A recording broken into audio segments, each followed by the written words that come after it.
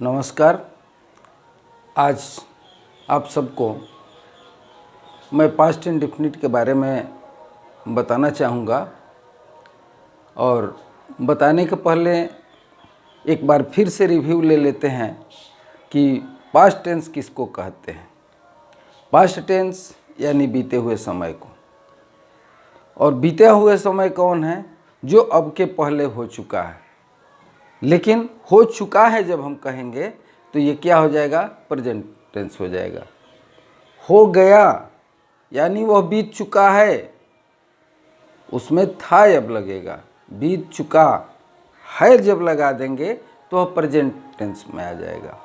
इसलिए वो बीत चुका था, बीत चुका, या वह भूत की बात हो गई, तब हम जानेंगे कि वह पास्ट टेंस है। अब देखिए उसका एक बार फिर से देख लेते हैं परिभाषा। The change in form of a verb according to past time.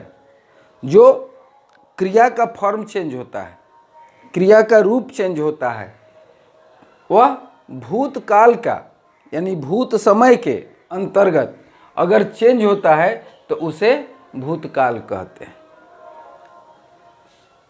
अब हम देखेंगे टाइम क्या है और टेंस क्या है, क्योंकि इसको बार बार इसलिए बताना पड़ रहा है क्योंकि बच्चों के दिमाग में सही से बैठ जाए। जैसे देखिए कि ये हो गया प्रेजेंट, हो गया प्लस पास्ट प्लस फ्यूचर, ये क्या हो गया? ये टाइम हो गया। इसलिए बार बार समय की चर्चा होती है, और काल का जब भी हम पढ़ाएंगे तो उसमें समय आएगा ही आएगा, क्योंकि समय के अंतर्गत ही काल की चर्चा होती है। अब सीधे सीधे प्रेजेंट टेंस हो गया, पास्ट टेंस हो गया, फ्यूचर टेंस हो गया, तीनों का जब हम एक में मिलान कर देते हैं, एक में मिल जाता है, तो टाइम निकल के हमारा स्पष्टता आ जाता है कि नहीं, मैं समय हूँ। और उस समय के अंतर्गत ही जो बीत चुका था, जो अभी चल रहा है या जो आने वाला है, ये सब कुछ उस समय के अंतर्गत है। अब हम देखेंगे पास्ट इंडेफिनिट को, क्योंकि पास्ट टेंस जब हम बताने चले हैं तो उसमें पास्ट टेंस के भी 4 भेद हो गए। उसमें सबसे पहला पास्ट इंडेफिनिट होता है, पास्ट कंटिन्यूअस होता है, जैसा कि प्रेजेंट टेंस में भी हुआ, पास्ट परफेक्ट होगा और पास्ट परफेक्ट कंटिन्यूअस भी होगा। यानी कि जो एक टेंस में हुआ है वहीं बार बार पास्ट में भी होगा और फ्यूचर में भी होगा, उसका भी बंटवारा उसी ढंग से करेंगे। अब यहाँ पर पास्ट इंडेफिनिट को उसका पहला भेद जो है वो पास्ट इंडेफिनिट टेंस है। तो अब देखेंगे कि इंडेफिनिट में क्या होता है कि the form of a verb which indicates a simple action in past time is called past indefinite tense. Simple action कहता है साधारण जो क्रिया होती है, जैसे मैंने खाया, वह पढ़ा, तुम खेले। अभी इसमें साधारण रूप से जो काम बीत चुका था या इसके पहले हम कर चुके, तो उस चीज़ को हम पास्ट इंडेफिनिट कहेंगे। सपोज दैट लीजिए मैंने खाया, तो मैंने खाया का अगर हम अनुवाद करेंगे, ट्रांसलेट करेंगे, तो ये क्या होगा कि आई एट, वह पढ़ा, ही रेड, तुम खेले, यू प्लेड।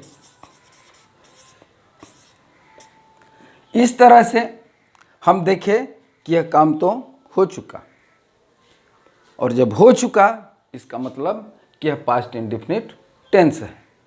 अब इसके 2 चीज़ें होती है किसी भी टेंस को जब अनुवाद करते हैं। तो पहला होता है कि पहचान। पहचान क्या है, उसके बाद उसके स्ट्रक्चर कैसे बनेंगे, ये 2 महत्वपूर्ण चीज़ हैं।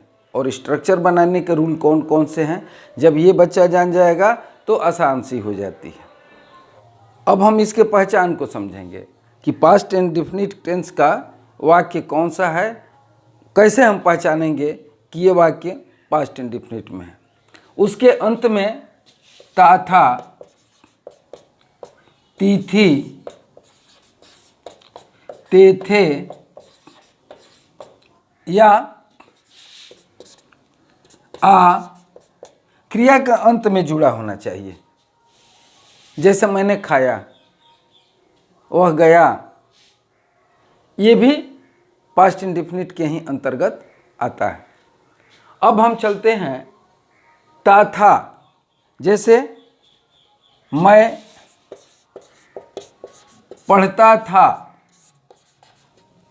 मैं पढ़ता था, ये फर्स्ट पर्सन का सिंगुलर नंबर में है। हम लोग पढ़ते थे, हम लोग पढ़ते थे, तुम पढ़ते थे, तुम लोग पढ़ते थे,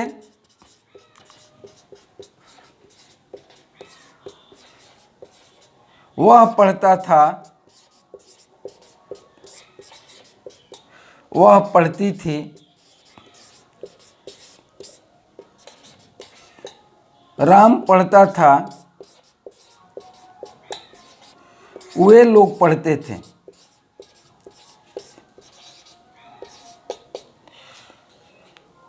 अब इन वाक्यों को समझने के लिए हम देखेंगे, हमने बताया था यहीं कि पहचान में कि वाक्य में जो क्रिया है उसके साथ में ताथा लगा हो, तिथि लगी हो, तेथे लगा हो, या हो, आ हो, तो हम समझेंगे कि पास्ट इंडेफिनिट टेंस का वाक्य है।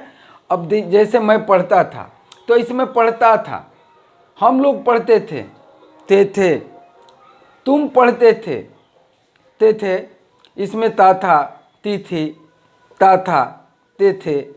ये ता था, ते थी के सूत्र में हम स्पष्ट जान जाते हैं कि यह पास्ट इंडेफिनिट है। अब हम इसके अनुवाद कैसे बनेंगे, इसके पहले हम स्ट्रक्चर को देख लेते हैं। इसका स्ट्रक्चर क्या है, यानी बनावट। बनावट में सबसे पहले सब्जेक्ट को लिखेंगे, उसके बाद मेन वर्ब के साथ में दूसरा रूप लिखेंगे, उसके बाद अगर ऑब्जेक्ट रहा तो ऑब्जेक्ट रहेगा, या और कुछ है तो उसके बाद हम जोड़ देंगे। अब यहाँ पर हम देखेंगे, इसमें मैं पढ़ता था, तो इसका सब्जेक्ट मैं यानी आई, मेन वर्ब क्या है, पढ़ना, तो पढ़ना का रीड होता है रीड, रेड, रेड, तो आई रेड। हाँ, एक चीज़ बता दूं कि इसमें एक चीज़ आसानी होती है कि इसमें सिर्फ दूसरा रूप लिखना होता है, इसमें और कोई प्रॉब्लम नहीं है। चाहे सब्जेक्ट किसका भी हो, चाहे फर्स्ट पर्सन हो, सेकंड पर्सन हो, थर्ड पर्सन हो, सिंगुलर नंबर हो, प्लूरल नंबर हो, तो यहाँ पर मेन वर्ब का दूसरा रूप ही लिखा जाता है, इसलिए कोई प्रॉब्लम नहीं होता है। बच्चे आसानी से समझ जाते हैं और उसका अनुवाद भी कर लेते हैं। जैसे आई रेड, वी रेड, तुम पढ़ते थे, यू रेड, तुम लोग पढ़ते थे, यही हो जाएगा यू रेड, वह पढ़ता था, ही रेड, वह पढ़ती थी, सी रेड, राम पढ़ता था, राम रेड, वे पढ़ते थे, दे रेड।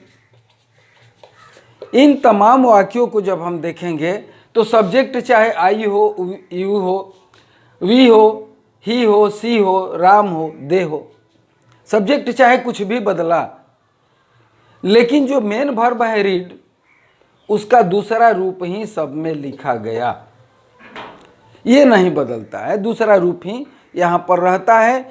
तो पास्ट इंडेफिनिट बताने में कोई दिक्कत नहीं है बच्चों को, एक बार वह बच्चा समझ जाएगा, उसका अनुवाद आसानी से कर देता है। सब्जेक्ट लिखने के बाद उसके मेन वर्ब का दूसरा फॉर्म जो है उसको हम लिख देते हैं, उसका कहीं भी गलती होने की कोई संभावना नहीं रहती है। इस तरह से हम इसके स्ट्रक्चर के हिसाब से हम बना देते हैं। बस यही है कि सब्जेक्ट है, मेन वर्ब का दूसरा रूप है, उसके बाद ऑब्जेक्ट हो या कोई भी चीज़ हो उसका, और तो उसके आगे लिख देते हैं। तो इस तरह से हमने देखा कि इसकी पहचान क्या है और इसके बनाने के नियम क्या हैं, इसका स्ट्रक्चर कैसे हम लगाएंगे और आसानी से हम इसको बना देते हैं। उम्मीद है कि आप लोग अच्छी तरह से समझ गए होंगे। धन्यवाद।